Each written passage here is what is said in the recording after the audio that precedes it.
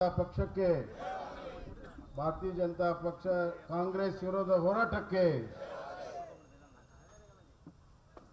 ಎಲ್ಲ ಆತ್ಮೀಯ ಬಂಧುಗಳೇ, ವೇದಿಕೆ ಮೇಲಿರುವಂಥ ಎಲ್ಲ ನನ್ನ ಆತ್ಮೀಯ ಮಾಜಿ ಶಾಸಕರೇ, ಮಾಜಿ ಸಚಿವರೇ, ಜಿಲ್ಲಾಧ್ಯಕ್ಷರಂತ ಅರುಣ್ ಕುಮಾರ್ ಅವರೇ, ತಾಯಂದಿರೇ, ಮಾಧ್ಯಮದ ಸ್ನೇಹಿತರೆ,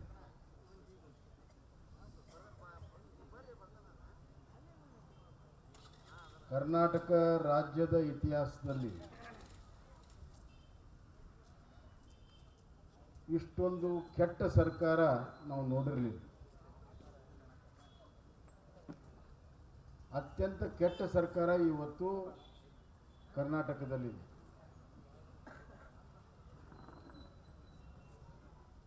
ಮುಖ್ಯಮಂತ್ರಿಗಳ ಆರ್ಥಿಕ ಸಲಹೆಗಾರ ಅಂದರೆ ಎಲ್ಲ ಆರ್ಥಿಕ ವ್ಯವಹಾರಗಳ ಗೊತ್ತಿರುವಂತಹ ಆರ್ಥಿಕ ಸಲಹೆಗಾರ ಅಷ್ಟೇ ಅಲ್ಲ, ಒಬ್ಬ ಹಿರಿಯ ಅನುಭವಿ ರಾಜಕಾರಣಿ, ಶಾಸಕರು, ಹಿಂದಿನ ಸಂಸತ್ ಸದಸ್ಯರು, ಅಷ್ಟೊಂದು ಸ್ಥಾನವನ್ನು ಹೊಂದಿದ್ರು. ಅಂಥವ್ರ ಮಾತಿಗೆ ಭಾಳಷ್ಟು ಬೆಲೆ ಇದೆ. ಒಬ್ಬ ಜವಾಬ್ದಾರಿತ ವ್ಯಕ್ತಿ ಬಸವರಾಜ ರಾಯರೆಡ್ಡಿ ಅವರು ಹೇಳ್ತಾರೆ, ಕರ್ನಾಟಕ ಭ್ರಷ್ಟಾಚಾರದಲ್ಲಿ ನಂಬರ್ 1 ಇದೆ.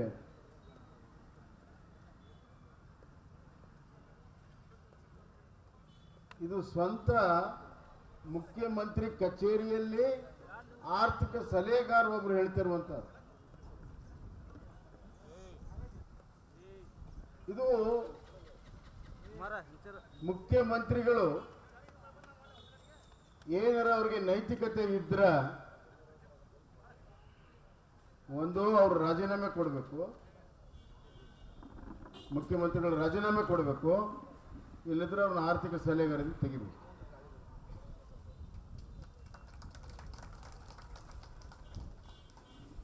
ಎರಡರಾಗ ಒಂದು ಆಗ್ಬೇಕು. ನಿಮ್ಮ ಕಚೇರಿಯಲ್ಲಿ ದಿನನಿತ್ಯ ನಿಮ್ಮ ಜೊತೆಗಿರುವಂತ, ನೀವು ಮಾಡುವಂತ ಅವ್ಯವಹಾರಗಳನ್ನ ಕಣ್ಮುಂದೆ ನೋಡಿ,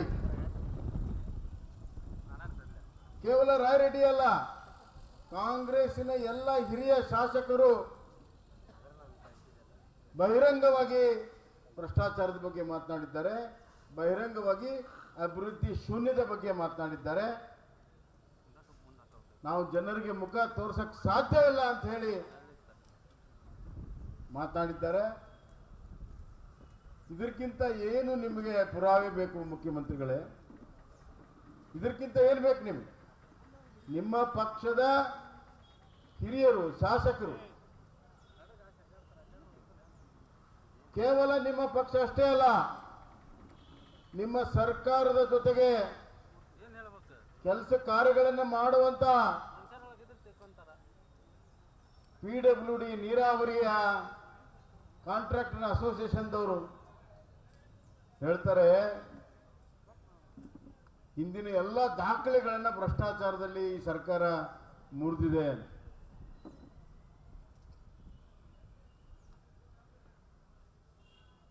ನಾನು ಮುಖ್ಯಮಂತ್ರಿ ಆಗೋಕ್ಕಿಂತ ಮುಂಚೆ ಇದೇ ಕಾಂಟ್ರಾಕ್ಟಿನ ಅಸೋಸಿಯೇಷನ್ದವರು ಇದೇ ಕಾಂಗ್ರೆಸ್ಸಿನ ಒತ್ತಡಕ್ಕೆ ಮಣಿದು ಒಂದು ಪತ್ರ ಬರೆದು, ಅವತ್ತಿನ ಸರ್ಕಾರದಲ್ಲಿ ಭ್ರಷ್ಟಾಚಾರ ಬಹಳ ಇದೆ, 40% ಅಂತ. ನಾನು ಅವ್ರನ್ನೆಲ್ಲ ಕರೆದೆ, ಕೊಡಪ್ಪ ನಿಮ್ಮ ಹತ್ರ ಏನು ದಾಖಲೆ ಇದೆ, ನಾನೇ ತನಿಖೆ ಮಾಡಿಸ್ತೀನಿ ಅಂತ. ಒಂದು ದಾಖಲೆ ಕೊಡಲಿಲ್ಲ. ಕಾಂಗ್ರೆಸ್ನವರು ಬೊಬ್ಬೆ ಹೊಡೆದ್ರು, ಸುಳ್ಳನ್ನ ಹೇಳಿದ್ರು, ಜನರಿಗೆ ನಂಬಿಸುವಂತಹ ಪ್ರಯತ್ನವನ್ನ ಮಾಡಿದ್ರು. ಅದಾದ ಮೇಲೆ ನಾಗಮೋಹನ್ ದಾಸ್ ಅವರ ನೇತೃತ್ವದಲ್ಲಿ ಕಮಿಟಿ ಮಾಡಿದ್ರು. ಸುಮಾರು 2 ವರ್ಷ ಆಯ್ತು. ಈಗ ಕಮಿಟಿ ರಿಪೋರ್ಟ್ ಕೊಟ್ಟಿದ್ದಾರೆ. ಇದೇ ಕಾಂಟ್ರಾಕ್ಟ್ ಅಸೋಸಿಯೇಷನ್ದವರು ಒಂದನ್ನು ಪುರಾವೆ ಕೊಟ್ಟಿಲ್ಲ. ಯಾಕಂದ್ರೆ ಅದು ಸುಳ್ಳಿತ್ತು.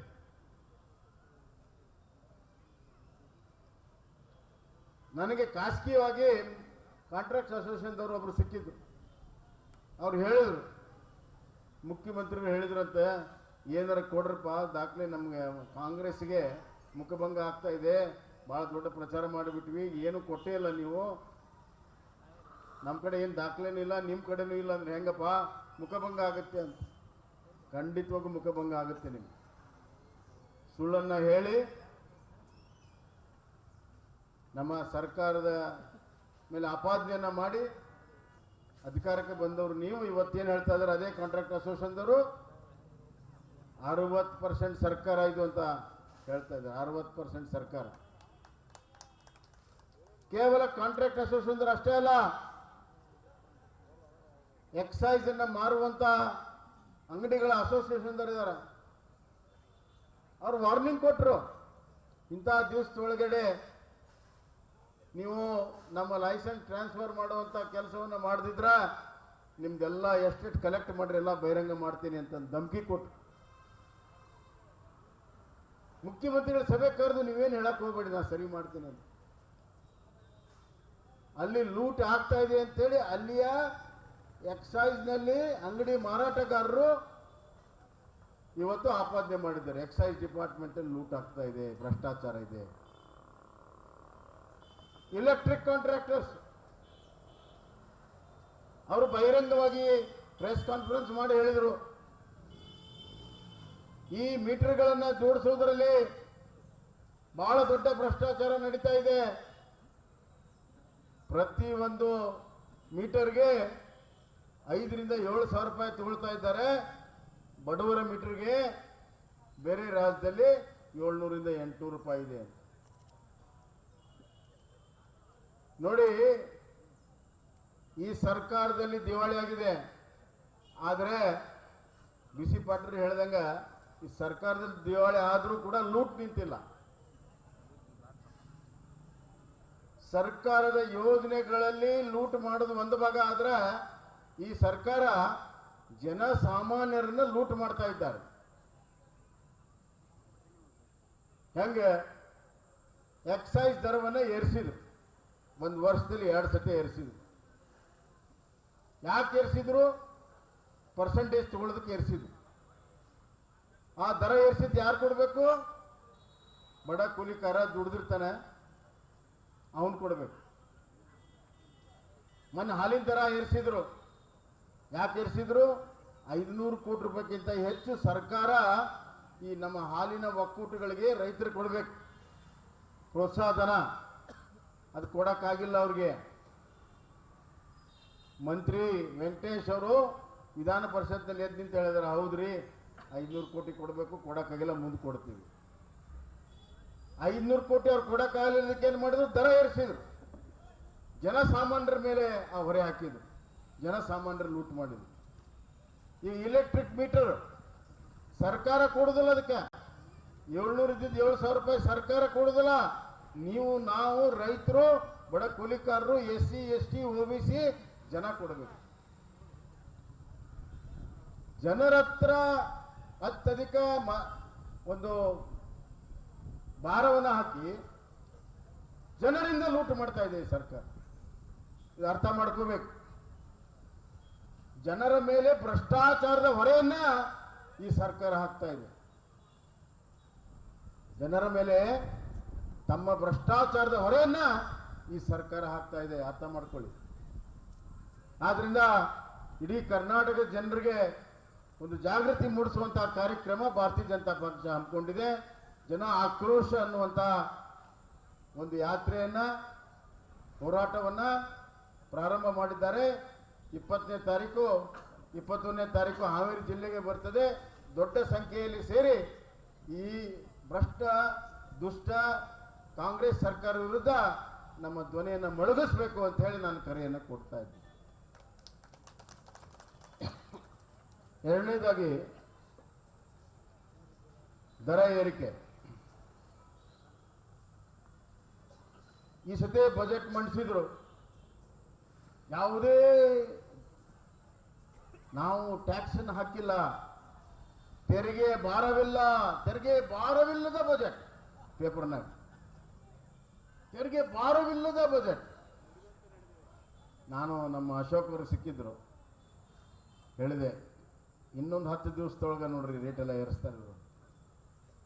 ಬಜೆಟ್ನಲ್ಲಿ ಬಜೆಟ್ ಪಾಸಾಗಿ 10ನೇ ದಿವಸಕ್ಕೆ ಸರಾಯಿನೂ ಹೆಚ್ಚಿಗೆ ಮಾಡಿದರು, ಡೀಸೆಲ್ ಪೆಟ್ರೋಲು ಹೆಚ್ಚಿಗೆ ಮಾಡಿದರು. ಯಾಕೆ ಡೀಸೆಲ್ ಪೆಟ್ರೋಲ್ ಸ್ಟೇಟ್ ಟ್ಯಾಕ್ಸು ಹೆಚ್ಚಿಗೆ ಮಾಡಿದ್ದನ್ನು ಬಜೆಟ್ನಾಗ ಹೇಳ್ಬೋದಾಗಿತ್ತಲ್ಲ. 10 ದಿವಸ ಮುಂಚೆ ಪಾಸ್ ಮಾಡಿದ್ರಿ, ಜನರಿಗೆ ಮೋಸ ಮಾಡ್ತಾ ಇದ್ದೀರಿ. ಬಜೆಟ್ನಲ್ಲಿ ತೆರಿಗೆ ಶೂನ್ಯ, ತೆರಿಗೆ ಭಾರವಿಲ್ಲದ ಬಜೆಟ್ಟು, ಜನಪ್ರಿಯ ಬಜೆಟ್ಟು. ಇಲ್ಲಿ ಜನಸಾಮಾನ್ಯರನ್ನ ಭಾರದಿಂದ ಕುಗ್ಗಿಸುವಂತ ಬಜೆಟ್. ಕಳೆದ ವರ್ಷ ಬಜೆಟ್ನಲ್ಲಿ 15,000 ಕೋಟಿ ರೂಪಾಯಿ ಅತ್ಯಧಿಕ ತೆರಿಗೆಯನ್ನ ಹಾಕಿದ್ರು. ಬಜೆಟ್ ಹೊರಗಡೆ 25,000 ಕೋಟಿ ಮಾಡಿದ್ರು. ಅಂದ್ರೆ ಒಟ್ಟು 40,000 ಕೋಟಿ ಕಳೆದ ವರ್ಷ ಅತ್ಯಧಿಕ ತೆರಿಗೆಗಳನ್ನು ಹಾಕಿ ಆ ಬೆಲೆ ಏರಿಕೆಯ ಭಾರವನ್ನ ಜನಸಾಮಾನ್ಯ ಮೇಲೆ ಹಾಕಿದ್ರು. ಭ್ರಷ್ಟಾಚಾರದ ಭಾರ ಜನಸಾಮಾನ್ಯರ ಮೇಲೆ, ತೆರಿಗೆ ಏರಿಕೆಯ ಭಾರ ಜನಸಾಮಾನ್ಯರ ಮೇಲೆ, ಬೆಲೆ ಏರಿಕೆಯ ಭಾರ ಜನಸಾಮಾನ್ಯರ ಮೇಲೆ. ಇನ್ನೊಂದು ಸಾಲ. ನಾನು ಮುಖ್ಯಮಂತ್ರಿಯಾಗಿ ನನ್ನ ಬಜೆಟ್ ಮಂಡಿಸಿದಾಗ ಸರ್ಪ್ಲಸ್ ಬಜೆಟ್ ಅನ್ನು ಮಾಡಿದ್ರು. ಇವರು ಡೆಫಿಸಿಟ್ ಬಜೆಟ್ ಅನ್ನು ಮಾಡಿದ್ದಾರೆ. ಹೋದ ವರ್ಷ 28,000, ಈ ಸತಿ 16,000 ಡೆಫಿಸಿಟ್ ಬಜೆಟ್. ನಾವು 66,000 ಕೋಟಿ ರೂಪಾಯಿ ಸಾಲ ತೆಗೆದುಕೊಳ್ಳೋದಕ್ಕೆ ಮಂಜೂರಾತಿ ಪಡೆದರೂ ಕೂಡ ಪೂರ್ಣ ಪ್ರಮಾಣದಲ್ಲಿ 66,000 ಕೋಟಿ ಮಾಡಲಿಲ್ಲ. 25,000 ಕೋಟಿ ನಮ್ಗೆ ಫೆಬ್ರವರಿಯಲ್ಲಿ ಇಲೆಕ್ಷನ್ ಡಿಕ್ಲೇರ್ ಆಗಿದ್ದರಿಂದ ಮಾರ್ಚ್ ತಿಂಗಳದ ಅಭಿವೃದ್ಧಿಯ ಶುಲ್ಕ 25,000 ಕೋಟಿ ಟ್ರೆಜರಿಯಲ್ಲಿ ಇತ್ತು. ನಾವು ಬಿಟ್ಟು ಹೋದಾಗ ಏನು ಹೇಳ್ತಾರೆ, ಬಿಜೆಪಿಯ ಆರ್ಥಿಕ ನೀತಿಯಿಂದ ನಮಗೆ ಭಾರ ಆಗಿದೆ. ಏನಪ್ಪ ಏನಾಗಿದೆ? ಸಿದ್ದರಾಮಯ್ಯ, ನೀನು 2018ರಲ್ಲಿ ಬಿಟ್ಟು ಹೋಯ್ದಲ್ಲ ಬಜೆಟ್, 1,00,000 ಕೋಟಿ ಬಜೆಟ್ ಇಲ್ಲದೆ ಯೋಜನೆಗಳನ್ನು ಘೋಷಣೆ ಮಾಡಿದೆ. 1,00,000 ಕೋಟಿಗಿಂತ ಹೆಚ್ಚು. ಗೃಹ ನಮ್ಮ ಮನೆಗಳ ಕಟ್ಟೋದ್ರಿಂದ ಹಿಡಿದು PWD, ಇರಿಗೇಷನ್ ಎಲ್ಲ ಕಡೆ 45,000 ಕೋಟಿ ರೂಪಾಯಿ ಬಿಲ್ಲನ್ನು ಬಿಟ್ಟು ಹೋಗಿದ್ರಿ. ಆಯ್ತು, ಈಗ ಎಷ್ಟು ಸಾಲ ತಗೊಳ್ತಾ ಇದ್ದಾರೆ? ಈ ವರ್ಷ 1,16,000 ಕೋಟಿ, ಕಳೆದ ವರ್ಷ 1,05,000 ಕೋಟಿ. ಒಟ್ಟು ಕರ್ನಾಟಕದ ಸಾಲ ಸ್ವತಂತ್ರ ಬಂದ ಮೇಲೆ 7.5 ಲಕ್ಷ ಕೋಟಿ ಆಗಿದ್ರೆ ಅದರಲ್ಲಿ 4.5 ಲಕ್ಷ ಕೋಟಿ ಸಿದ್ದರಾಮಣ್ಣವರೇ ಇವತ್ತು ಆ ಸಾಲವನ್ನು ತಗೊಂಡಿದ್ದಾರೆ. ಸಾಲವನ್ನ ಪಡೆಯುವ ಎಕ್ಸ್ಪರ್ಟ್, ಸಾಲವನ್ನ ಪಡೆಯುವಂತ ಎಕ್ಸ್ಪರ್ಟ್ಗೆ ಇವತ್ತು ನಮ್ಗೇನು ಕೊಡುಗೆ ಕೊಟ್ಟಿದ್ದಾರೆ ಅಂತಂದ್ರೆ, ಸಾಲದ ಸಿದ್ದರಾಮಣ್ಣ ಇವತ್ತು ನಮಗೆ ಕರ್ನಾಟಕಕ್ಕೆ ಮುಖ್ಯಮಂತ್ರಿ ಆಗಿದೆ. ಯಾರಿಗಾರ ನಿಮ್ಗೆ ವಿಪರೀತ ಸಾಲ ಮಾಡಿ ಅದ್ರ ಮೇಲೆ ಮತ್ತೇನಾರ ಸಾಲ ತಗೊಳಂಗಿತ್ತಂದ್ರೆ ಅವನ ಕಡೆ ಸಲಹೆ ತಗೊಳಕ್ ಅಡ್ಡಿ ಇಲ್ಲ. ಹೆಂಗ್ ತಗೋಬೇಕಪ್ಪ ಸಾಲದ ಭಾರವು ಕೂಡ ಜನಸಾಮಾನ್ಯರ ಮೇಲೆ ಬೀಳ್ತಾ ಇದೆ. ಕರ್ನಾಟಕದ ಪ್ರತಿಯೊಬ್ಬ ನಾಗರಿಕರ ಮೇಲೆ 1 ಲಕ್ಷಕ್ಕಿಂತ, ಅಂದ್ರೆ ಈಗ ಹುಟ್ಟಿದಂತ ಮಗು, ಈಗ ನಾನು ಮಾತನಾಡುವಾಗ ಹುಟ್ಟಿರುವಂತಹ ಮಗು ಮೇಲೆ 1 ಲಕ್ಷ, ಅಂದ್ರೆ 1 ಲಕ್ಷ ಸಾಲ ಇಟ್ಕೊಂಡ ಕರ್ನಾಟಕದಲ್ಲಿ ಈ ಮಗು ಹುಟ್ಟತಾ ಇದೆ.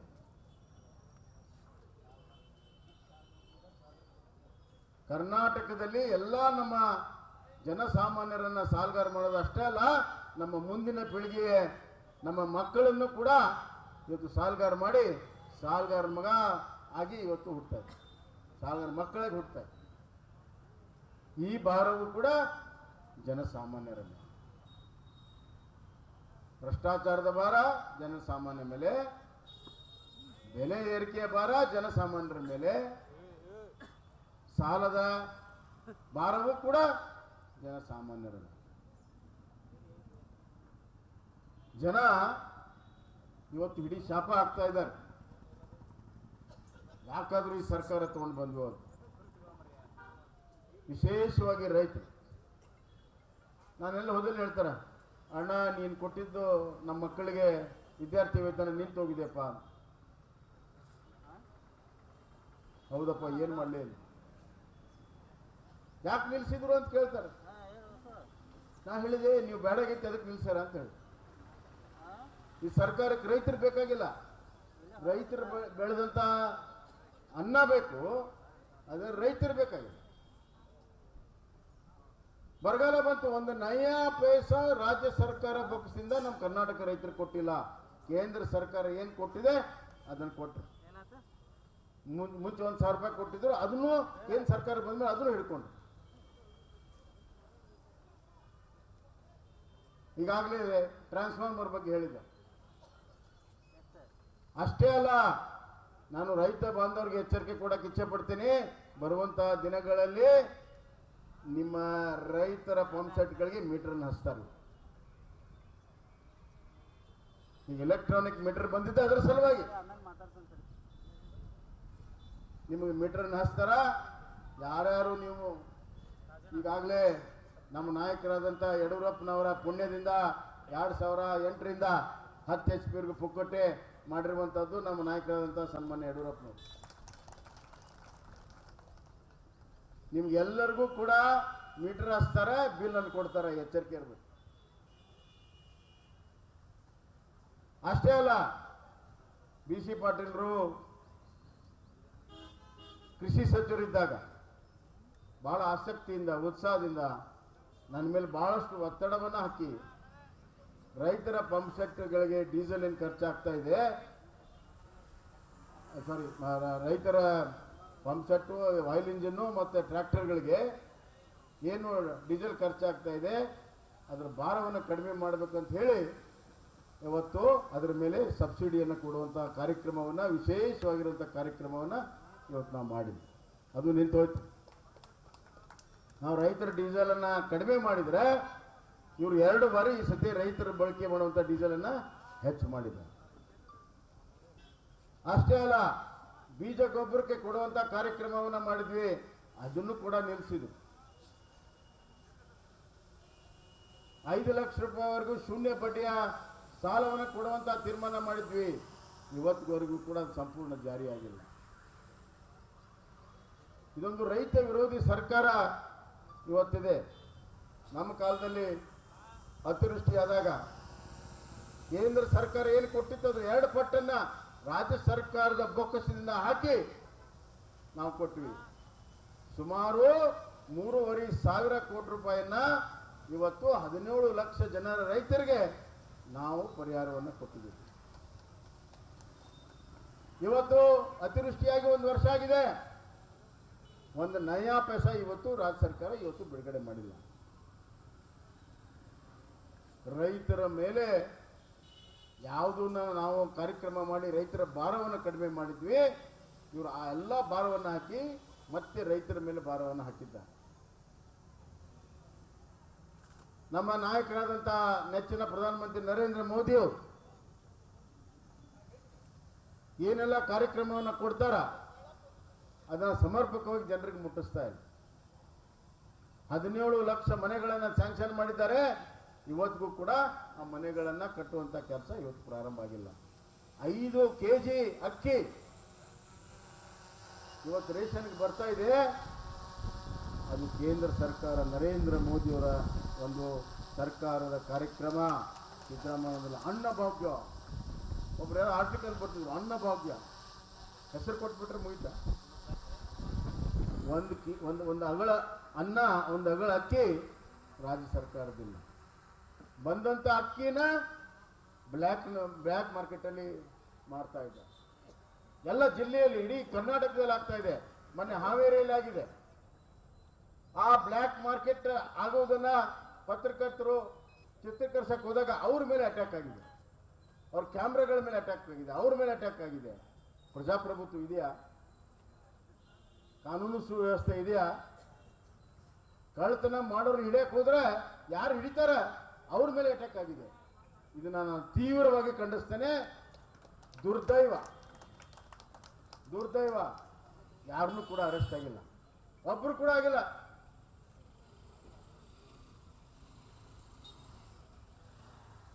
ದಿನನಿತ್ಯ ಲೂಟಿ ಆಗ್ತಾ ಇದೆ, ಹೆಣ್ಣು ಮಕ್ಕಳ ಸುರಕ್ಷತೆ ಇಲ್ಲ, ರೇಪ್ ಆಗ್ತಾ ಇದ್ದಾವೆ, ಕೊಲೆ ಆಗ್ತಾ ಇದೆ, ಸುಲಿಗೆ ಆಗ್ತಾ ಇದೆ. ಬೆಳಕಿದ್ರೆ ಟಿವಿ ಒಳಗೆ ಅದನ್ನ ನೋಡೋದಾಗಿದೆ. ಕಾನೂನಿನ ಭಯ ಇಲ್ಲ, ಪೊಲೀಸರ ಭಯ ಇಲ್ಲ, ಟ್ರಾನ್ಸ್ಫರ್ಗಳ ದಂಧೆ ನಡೀತಾ ಇದೆ. ಟ್ರಾನ್ಸ್ಫರ್ ದಂಧೆ ಇರೋದ್ರಿಂದ ಎಲ್ಲಾ ತಾಲೂಕಲ್ಲೂ ಓಸಿ ಮಟ್ಗ ಸಿಕ್ಕಾಪಟ್ಟಿ ಆಗ್ತಾ ಇದೆ,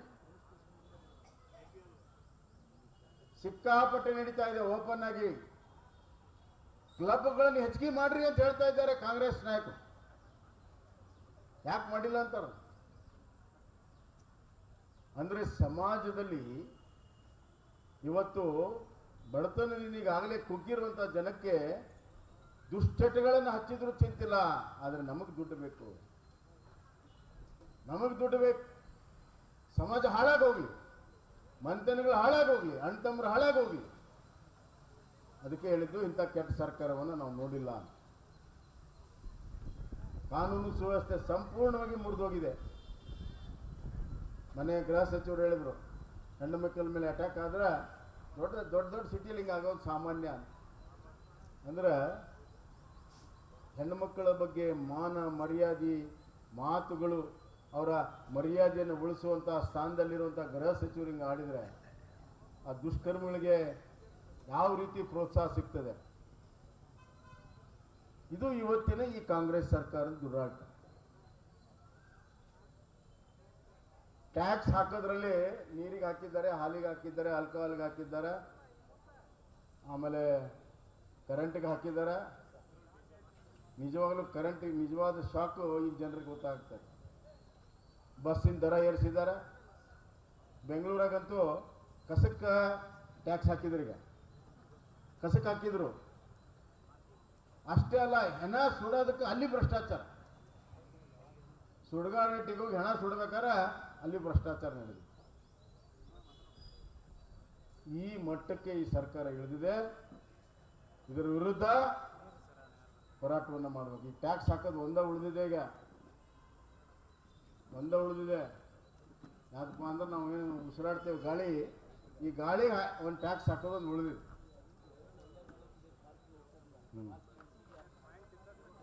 ಅದು ಇಂಡೈರೆಕ್ಟ್ ಆಗಿ ಅದನ್ನು ಮಾಡಕತ್ತಾರೆ. ಉಸಿರಾಡುವ ಗಾಳಿ ಟ್ಯಾಕ್ಸ್ ಹಾಕೋದು ಒಂದೇ ಉಳಿದಿದೆ. ಉಸಿರಾಡೋ ಗಾಳಿ ಟ್ಯಾಕ್ಸು, ಈ ಎಲ್ಲ ಬೆಲೆ ಏರಿಕೆ, ಹಾಲಿಗೆ, ನೀರಿಗೆ, ಕರೆಂಟ್ಗೆ, ಪತ್ರಕರ್ತರಿಗೂ ಆಗಿದೆ. ನಿಮಗೂ ಬಿದ್ದಿದೆ ಅಣ್ಣ, ನಿಮ್ಮೆಲ್ಲೂ ಬಿದ್ದಿದೆ. ನಿಮ್ಮ ಅನುಭವವನ್ನ ಸ್ವಲ್ಪ ಹೇಳ್ರಿ. ಇಷ್ಟೆಲ್ಲ ಆದರೂ ಕೂಡ ಕೇಂದ್ರ ಸರ್ಕಾರ ನಮಗೇನು ಮಾಡ್ತಾ ಇಲ್ಲ. ಕೇಂದ್ರ ಸರ್ಕಾರ ಇವತ್ತು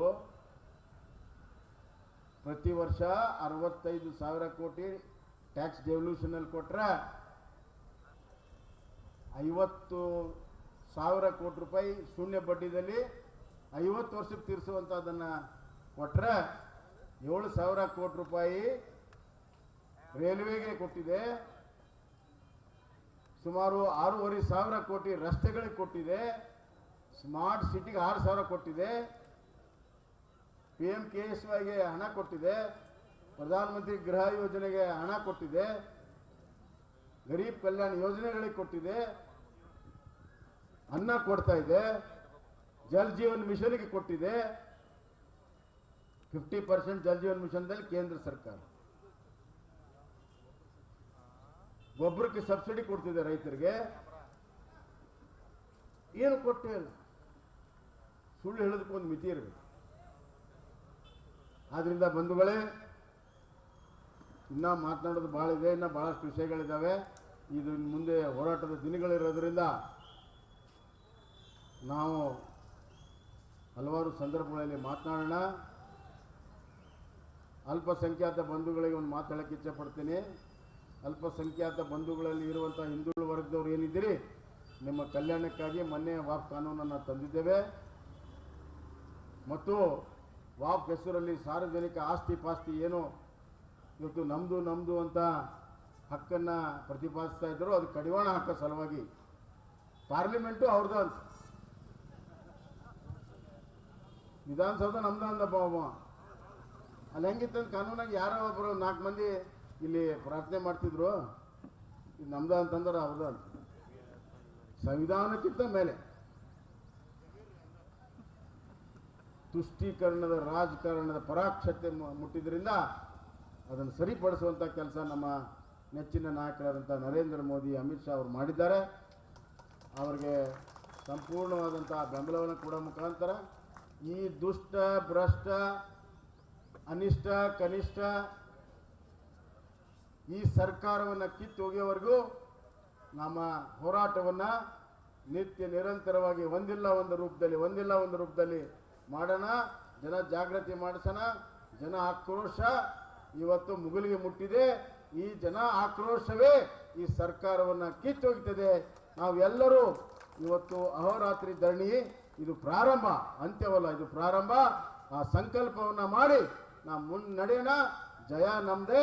2028ಕ್ಕೆ ಮತ್ತೊಮ್ಮೆ ಜನರಿಂದ ಜನರಿಗೋಸ್ಕರ ಜನಪರವಾಗಿರುವಂತಹ ಭಾರತೀಯ ಜನತಾ ಪಕ್ಷ ಸರ್ಕಾರವನ್ನು ತರೋಣ ಅನ್ನುವಂಥ ಮಾತನ್ನು ಈ ಸಂದರ್ಭದಾಗ ಹೇಳಿ, ನಮ್ಮ ರಾಜ್ಯಾಧ್ಯಕ್ಷರ ನೇತೃತ್ವದಲ್ಲಿ ಬರುವಂಥ ಜನ ಆಕ್ರೋಶ ಯಾತ್ರೆಗೆ ಅತಿ ಹೆಚ್ಚು ಸಂಖ್ಯೆಯಲ್ಲಿ ದಾವಣಗೆರೆ ಮುಖಾಂತರ ಬರ್ತದೆ. 20ನೇ ತಾರೀಕು 3 ಗಂಟೆಗೆ, 21ಕ್ಕೆ ತಾವೆಲ್ಲರೂ ದೊಡ್ಡ ಸಂಖ್ಯೆಯಲ್ಲಿ ಎಲ್ಲ ತಾಲೂಕಿನಿಂದ ತಾವು ಬಂದು ಅತ್ಯಂತ ಯಶಸ್ವಿ ಮಾಡಬೇಕು ಅಂತ ಕರೆಯನ್ನು ಕೊಟ್ಟು, ಮತ್ತೊಮ್ಮೆ ಇದು ಹೋರಾಟ ಪ್ರಾರಂಭ. ಸನ್ನದ್ಧರಾಗಿ ಸಜ್ಜಾಗಿ ಮುನ್ನಡೆಯಿರಿ, ಕುಗ್ಗದೆ ಹಿಗ್ಗದೆ ಮುಂದೆ ನಡೆಯಿರಿ ಅಂತ ಈ ಸಂದರ್ಭದಲ್ಲಿ ಹೇಳಿ ತಮ್ಮೆಲ್ಲರಿಗೂ ವಂದಿಸಿ ನಾನು ಮಾತನ್ನು ಮುಗಿಸ್ತೇನೆ. ಧನ್ಯವಾದಗಳು. ಸನ್ಮಾನ್ಯ ತಮ್ಮ ಉದ್ದೇಶಿ ಮಾತನಾಡಿದಂಥ ಮಾಜಿ ಮುಖ್ಯಮಂತ್ರಿಗಳು, ಈ ಕ್ಷೇತ್ರದ ಸಂಸದರಾಗಿದ್ದಂಥ ಬೊಮ್ಮಾಯಿ ಸಾಹೇಬರಿಗೆ ಧನ್ಯವಾದಗಳು. ಎಲ್ಲರೂ ಊಟವನ್ನು ಮಾಡಬೇಕು.